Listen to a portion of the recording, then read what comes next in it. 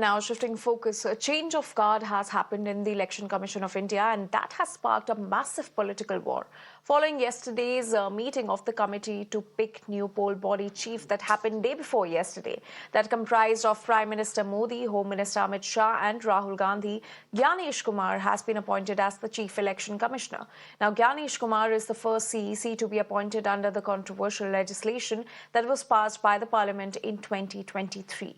His tenure will go on till January 2029 as he succeeds Rajiv Kumar, who retired from his post yesterday.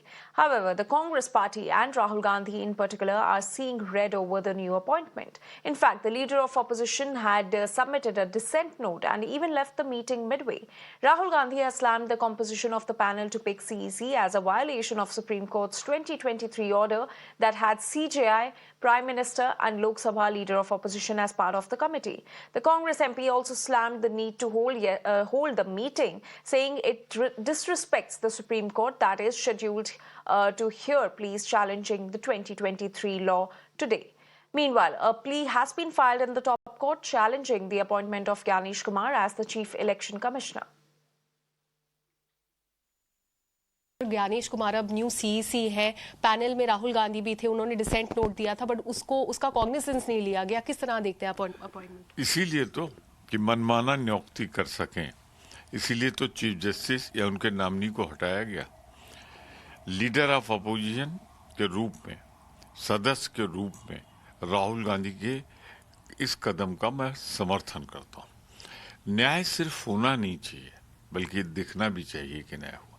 Supreme court में ये चयन समिति विवादित याचिका स्वीकार कर ली गई और उसके पहले जल्दबाजी में उसे बनाना, तो मैं समझता हूं ये सर्वोच्च न्यायालय का एक तरह से उसकी भावना का न्याय न होने देने का मैं आरोप लगाता हूं केंद्रीय सरकार पर।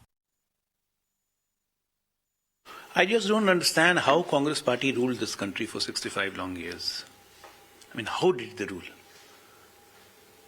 Doesn't Congress party know that the post of the CEC cannot remain vacant even for a single day? And today Rajiv Kumar is retiring.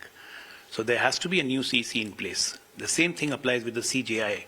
The same thing applies with the President of India. The same thing applies with the Prime Minister of India. I mean, what kind of question is this?